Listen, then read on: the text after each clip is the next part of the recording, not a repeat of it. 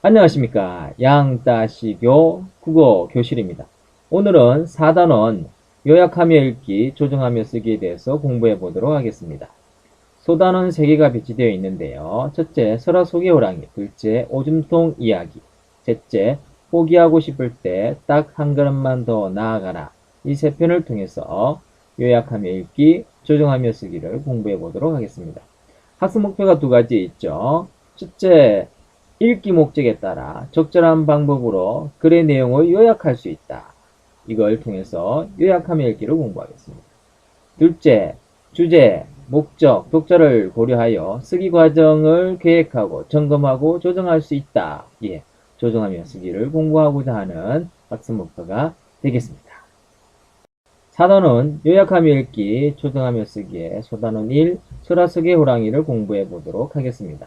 설화 속 호랑이에 담긴 우리 선조들의 어떤 민중의식을 설명하는 글입니다. 설명하는 글을 읽고 과정에 따라 위계적으로 요약하는 방법을 공부해 보도록 하겠습니다. 그래서 소단원 1에서의 핵심, 열쇠말 살펴보면 과정, 전략, 글쓰기 전략, 위계적, 단계적, 체계적, 또는 요약 이런 것들이 이 첫 번째 설화 속의 호랑이 소단원의 핵심어가 되겠습니다. 단원의 길잡이를 살펴보겠습니다. 요약하며 읽기, 조정하며 쓰기였죠. 그래서 글을 요약할 때죠. 그 다음에 글을 쓸 때에 대해서 공부를 하고 있습니다. 먼저 글을 요약할 때 요약의 목적이나 분량, 정보의 종료 등을 고려하여 그 다음 뭐예요? 예, 자신의 말로 재구성한다. 이때 글의 종류, 그죠? 그 다음에 적절한 방법으로 요약하는 것이 중요하다. 이렇게 강조하고 있네요. 두 번째, 글을 쓸 때입니다. 주제, 목적, 독자들을 고려하여, 그죠? 계획을 세우고, 그 다음에 계획에 따라 글을 쓰면서 그 글쓰기 단계가 있지 않습니까? 단계별로 점검하고 조정하는 거, 그죠? 이것을 이번 단원에서 배우겠다. 이런 이야기를 하고 있는 거죠. 정리한다면 이 단원에서는 다양한 전략을 사용해서 글을 요약하는 걸 공부할 겁니다. 그래서 한편의 글을 요약하는 것이 아니라 요약하는 다양한 전략에 대해서 공부하겠다. 그 다음에 두 번째는 글쓰기죠. 쓰기 과정에서 계획, 점검, 조정하면서 쓰는 것을 한번 공부하겠다. 이것을 우리가 한번 공부해 보도록 하겠습니다. 설화 속의 호랑이에서 배울 학습 목표를 다시 한번 살펴보도록 하겠습니다. 먼저 글의 중심 내용 선정, 세부 내용 삭제 등의 요약 전략을 알 수 있다는 것이죠. 요약하기 전략 방법으로 공부한다고 했어요. 그죠? 두 번째, 이러한 전략을 사용하여 글의 내용을 위계적으로, 단계적으로, 체계적으로 요약할 수 있다. 이것을 공부해 보도록 하겠습니다. 글을 읽고 중심 내용을 선정하고, 그 다음에 세부 내용의 어떤 삭제 등등의 전략을 한번 공부해 보겠다는 것이죠. 이런 것들을 사용하여 글의 내용을 위계적으로 요약하는 걸 공부해 보도록 하겠습니다. 설화 속의 호랑이. 글쓴이는 최운식이라는 분인데요. 설명문에서는 그렇게 또는 논설문에서는 글쓴이가 중요하지 않지만 참고하시기 바랍니다. 우리 어떤 설화나 민담 이런 부분에 많은 칙들을 세우셨네요. 설화 속의 호랑이를 간단하게 본문을 핵심 정리한다면 글의 종류는 설명문에 되겠습니다. 그렇죠? 지식과 정보를 전달하여 다른 사람들에게 뭔가를 이해시키고자 하는 목적으로 쓰여진 설명문이고요. 그러다 보니 성격이 객관적이죠? 설명적이고 그 다음에 체계적이다. 그 다음에 이 글에서 이야기하고자 하는 핵심 내용은 설화 이야기죠? 설화 속에 다양한 호랑이의 모습이 나타나는데 이 설화 속의 호랑이의 모습에 투영된 우리 민족의 삶과 민중의식에 대해서 이야기하는 거죠. 단지 설화 속의 호랑이 이야기를 하고자 하는 것이 아니라 이 호랑이 모습에는 우리 민족의 삶과 민중의식이 표현되어 있다. 이런 이야기를 하는 것이죠. 자, 그 다음 이 글의 특징입니다.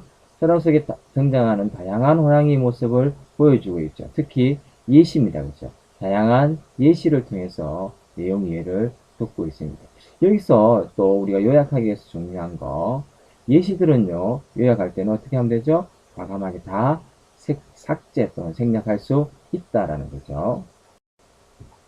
그럼 구체적으로 이 글에 나타난 호랑이 모습과 그 모습에 투영된 우리 민족, 옛사람들의 의식을 한번 정리해 보도록 하겠습니다. 먼저 산악고 무서운 호랑이를 통해서 권성징할 그런 마음이 담겨 있는 거죠. 어리석은 호랑이 이야기를 통해서 삶의 지혜의 어떤 소망, 어려운 아주 위급한 상황, 어려운 상황에서도 그 지혜로 그것을 극복하고자 하는, 그 다음에 신격한 호랑이를 통해서 뭐예요? 신성한 존재로서 호랑이를 신앙의 대상으로 삼았던 우리 민족의 어떤 삶의 모습을 볼 수 있겠고요. 정과 의리를 지닌 호랑이를 통해서 인간적인 모습을 통해서 친근감을 느끼고자 했던, 또는 정과 의리, 효 이런 것들을 중요시했던 우리 민족의 삶의 모습을 또한 살펴볼 수 있습니다. 글쓴이가 이 글을 쓴 목적이 무엇이죠? 예, 다양한 호랑이 모습에 담긴 우리 민족, 우리 조상, 우리 옛사람들의 민중의식을 알리기 위한 어떤 지식과 정보 전달을 목적으로 써진 글이라고 할 수 있겠죠. 그리고 이 글에서 주로 쓰인 설명 방식 아까 이야기했죠? 네, 구체적인 사례를 들어서 독자의 이해를 돕는 예시가 주로 사용되고 있다. 그럼 구체적으로 중심 내용을 요약하는 과정을 살펴보도록 하겠습니다. 먼저 단계적이고 체계적이고 위기적으로 되어 있는 설명문, 논설문 계통의 글들은 여러분이 접하는 아주 많은 글들은 문단별로 요약하는 것이 좋다라는 것이 하나의 전략의 방법이죠. 먼저 문단별로 중요한 단어에다가 표시를 보는 거죠. 그 다음에 중요한 문장에다 밑줄을 긋습니다. 여기서 이런 어떤 체계적이고 위기적인 글들은요, 문단별로 요약할 때 대부분 중심 문장이 맨 앞에 있거나 맨 뒤에 있는 것이 일반적입니다. 그러므로 문단을 요약할 때는 그것을 염두에 두고 요약하는 게 훨씬 더 효율적이겠죠. 그 다음에 세부 내용, 그렇죠? 그 다음 반복되는 내용은 과감하게 삭제합니다. 그 다음에 앞에서 이야기했죠. 예를 들고 있는 부분들, 이것도 과감하게 삭제하죠. 이런 활동을 토대로 각 문단의 중심 내용을 요약하면 되겠죠. 예를 보여주고 있습니다. 그렇죠? 첫 번째 부분인데요. 이렇게 앞부분 이처럼 해가지고 앞에서 이야기된 세부적인 내용 과감하게 삭제해버려도 된다는 것이죠. 그 다음에 이처럼부터 밑줄을 끄면 되겠죠. 호랑이가 우리의 설화나 민화 속에서는 여러가지 모습으로 나타난다. 이것이 앞에 부분 전체를 요약하는 부분이죠. 그 다음 여기서도 마찬가지입니다. 여기에서는 이런 이야기를 하고 있죠. 이런 이야기를 만날 수 있지만 우리는 이 글에서는 이것을 살펴보겠다. 그러므로 이글 전체의 요약은 바로 요게 되겠죠. 우리 민족의 삶의 모습이 설화 속의 호랑이를 통해서 어떻게 형성화되어 있는지 살펴볼 것이다. 그러므로 이 문단을 요약하면 우리 민족의 삶의 모습이 설화 속의 호랑이를 통해 어떻게 형성화되어 있는지 살펴본다. 라고 요약할 수 있겠습니다. 이거는 크게 내용상 6부분으로 나눌 수 있는데요. 앞에서 배운 요약하기 방법 과정에 따라서 한번 요약해 보도록 하겠습니다. 첫 번째 문단은 요약을 같이 했고요. 두 번째 문단 보면 산업구무송 호랑이 이야기를 하고 있죠. 그리고 이런 호랑이가 벌을 받아요. 그래서 권선징악이라는 인간의식이 우리 민족의 어떤 가치관이 수용되어 있고 반영되어 있다라는 것이죠. 그 다음에 상관원리를 비판하기도 하고요. 그 다음에 세 번째 문단을 살펴보면 어리석은 호랑이 이야기를 하고 있죠. 그 다음에 삶의 지혜의 필요성을 또 이야기하고 있다라고 요약할 수 있겠고요.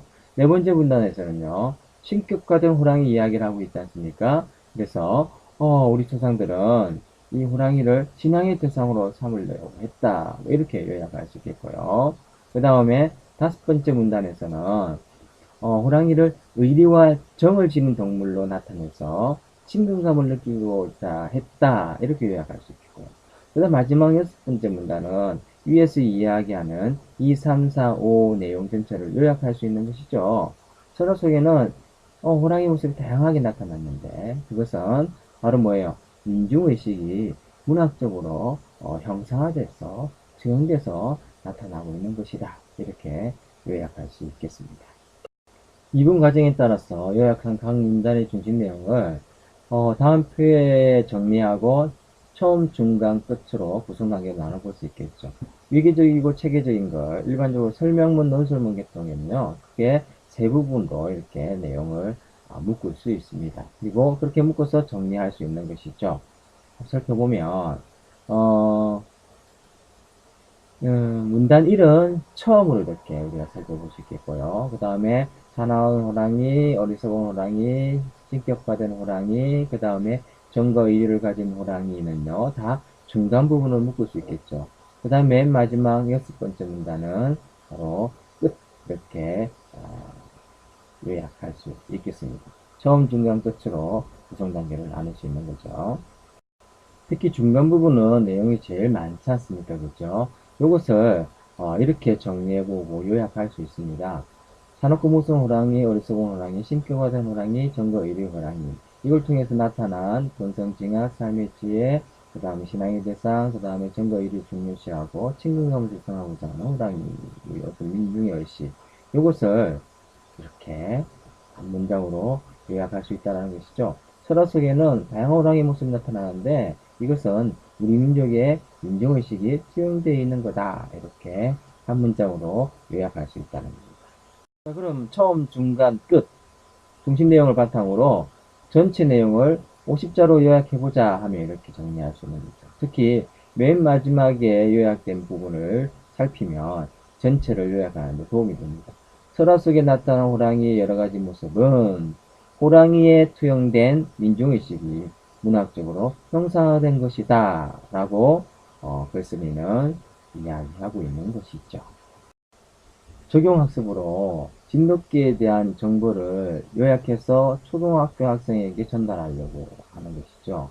그러면 다시 이 내용을, 중심 내용을 바탕으로 자신의 말로, 초등학생에게 맞는 자신의 말로 재구성하여 요약할 수 있어야 되는 것이죠. 예를 들면, 바로 이런 식으로, 그죠?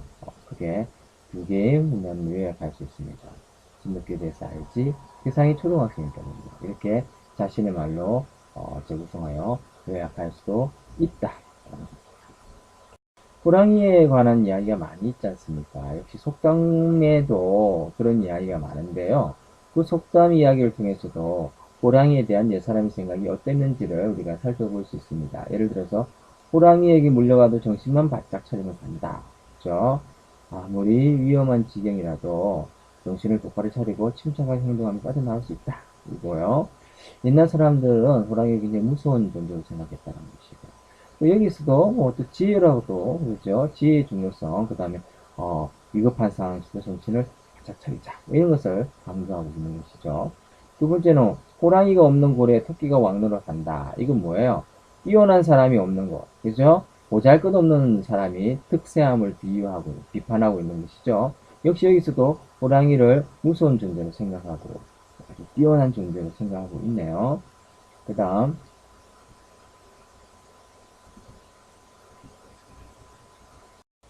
그러면 전체적으로 한번 정리해 봅시다. 요약, 뜻과 전략이죠. 요약은 뭐예요? 중심 내용을 간추려서 정리하는 걸 말하고요. 요약의 전략은요, 중심 내용의 선정, 그 다음에 세부 내용이나 반복되는 또는 예시 내용들을 삭제하고, 그 다음에 상위 수준으로 일반화, 이 전체적으로 묶을 수 있는 부분으로 그죠? 요약 정리해서 중심 내용을 자기 말로 재구성하는 것. 이것이 요약의 전략입니다. 요약의 과정이죠. 먼저 체계적이고 위계적인 설명문이나 논설문의 글들은 이런 식으로 과정을 거치면서 하는 게 효율적입니다. 먼저 문단별로 중심 내용과 세부 내용을 나누고요. 그 다음에 각 문단의 중심 내용만 모아서 구성 단계별로 묶고요. 처음, 중간, 끝이죠. 그 다음에 각 구성 단계의 중심 내용을 간추리고 간추린 내용을 한 문장으로 요약한다. 단계적, 위계적으로 내용을 요약한다. 이것이 핵심 내용이 되겠습니다.